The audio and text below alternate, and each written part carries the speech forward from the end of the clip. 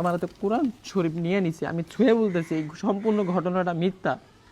আমি যদি আসসালামু আলাইকুম, জনপ্রিয় কন্টেন্ট ক্রিয়েটর ভিপি ইমরানের সাথে কী হয়েছিল সেদিন এবং একটা ভিডিও ভাইরাল হয়েছে প্রচুর, সেই ভিডিওটি সম্পর্কে আজকে তার মুখ থেকে আমরা শুনবো।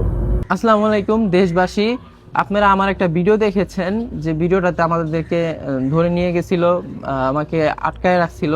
তো ওই ভিডিওটাতে অনেকে ক্যাপশন দিচ্ছে ডাকাতি করতে গেছি, চুরি করতে গেছি। আমার মানে বিষয়টা আমি একটু ক্লিয়ার করতে চাই।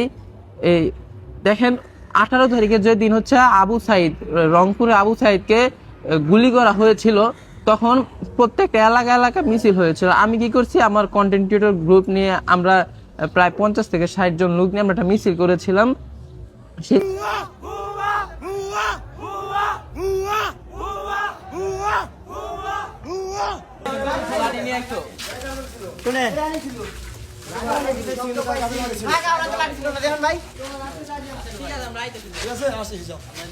ভিডিও করো কি লিখা, কি হইছে ভিডিও কইবো কি লিখা, কি কারণে ভিডিও হইবো, কি কারণে না ভাই ভিডিও করতেছি কে, যাও যাও কই লুকো মিছিলে হচ্ছে আমরা স্লোগান দিয়েছিলাম এবং ওই একটা ভিডিও আমার পেজে ছাড়ছিলাম। পেজে ছাড়ার পরে কি হয়েছে, আমার এই গোচারটেকের মনসুর মাতবর, তারপরে আর হচ্ছে সাদ্দাম, এরা কি করছে, আমার বাসার সামনে পোলাবেন পাঠাইছে। আমি বাসায় ঢোকার সময় জুনাই চলে আসছিল এবং আমার সাথে যারা ছিল সবাইকে টাইনা টুইনা তাদের অফিসে নিয়ে যায়, অফিসে নিয়ে বিভিন্নভাবে মারধর করে। এখন এই ভিডিওটা আপনারা অনলাইনে দেখতেছেন, অনলাইনে অনেকভাবে অনেকে এটা ছাড়তেছে। দেখেন ভাই, আমার তো কোরআন শরীফ নিয়ে নিছি, আমি ছুঁয়ে বলতেছি এই সম্পূর্ণ ঘটনাটা মিথ্যা। আমি যদি আপনাদের সামনে একটা কথা মিথ্যা বলে থাকি, আল্লাহ আমাকে যেন নাস্তিক বানায় দেয়। আমি মুসলমান হয়ে বলতেছি, কোরআন শরীফটা আমার হাতে। আমি ওই মিছিলে বলছিলাম যে তুমি কি রাজাকার, এজন্য আওয়ামী লীগের নেতা এখানে সে তার নামে কয়েকটা মামলা হয়েছে, সে এখনো এলাকা প্রকাশ্যে ঘুরতেছে। তার নাম হচ্ছে মনসুর মাতবর, তারপর হচ্ছে আরেকজন কে যেন ওই সাদ্দাম, আর অনেকেই ছিল, আমি সবাইকে চিনি না। তো এ হচ্ছে বিষয় ভাই, আমাদেরকে এভাবে তারা ধরে নিয়ে এখন উল্টাপাল্টা ভিডিওগুলো ছাড়তেছে। আর আমার তো হেটার্সের অভাব নাই, তারা এগুলা দেখতেছেন।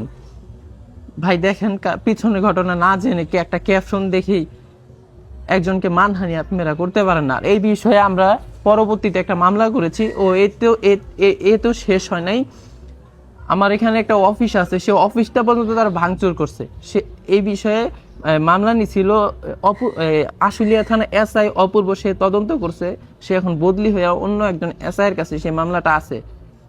সেই মামলাটা হচ্ছে কয়েকটা ধারা মিলায়া হয়েছে, অফিস ভাঙচুরের ধারা, তারপরে হচ্ছে আমার এক ফ্রেন্ডের মাথা ফাটায় ফেলছিল। আমি ওইটারও একটা মেডিকেলে ভিডিও করছিলাম। ওইটা 325-এর একটা মামলা হয়েছে। এখন তাদেরকে বলছিলাম যে আমরা মামলা উঠায় নিব। ওরা আমাকে বিভিন্ন হুমকি দিত যে মামলা না উঠাইলে ভিডিওগুলো আর কি ছেড়ে দিবে না। আমরা মামলাটা উঠাচ্ছি না, কারণ মামলাটা উঠাইলে এলাকায় থাকাটা অনেক কষ্ট হয়ে যেত। এখন যেহেতু আওয়ামী লীগ ক্ষমতা না, এখন আর আমাদের সমস্যা হচ্ছে না। যদি আওয়ামী লীগ ক্ষমতা থাকতো, বিশ্বাস করেন ভাই, আমি যেখানে বাড়ি করছি আমার বাড়ির একটা ইটও থাকতো না। তারা এত বড় মানে এই যে 5 তারিখে যে আমি গ্রামে ছিলাম, 5 তারিখে বাড়িতে ছিলাম, তো 5 তারিখে বাইক পেলে তো অনেক হয়েছে, অনেক মারামারি হয়েছে। এর মধ্যে তারাও জড়িত, কিন্তু তারা এখন তাদের নামে মামলাও হয়েছে, কিন্তু তারা প্রকাশ্যে ঘুরতেছে, তাদেরকে কেউ কিছু বলছে না। আর আমি ভিডিও ছাড়ছে, ভিডিওর প্রতি একটা আমি আজকে শুক্রবার, না হলে আমি কোর্টে যেতাম, মামলা করতাম।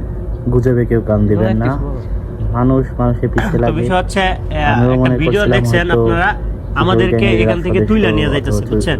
মানে আমি ভিডিও করছিলাম, আমার তো নিতে পারে না, আমি ভিডিও করছিলাম ফোন দিয়ে, এই ফোন দিয়ে ভিডিও করতেছি। পরে কয় ভিডিও করে আস্তে আমি ভিডিওটা দিয়ে দিয়েন ভাই, এই ভিডিওটা তুইলা লয়ে যাইতেছে ইমরান ভাই আর ইয়ারে যা আছে আমরা টিম মেম্বার সবাই।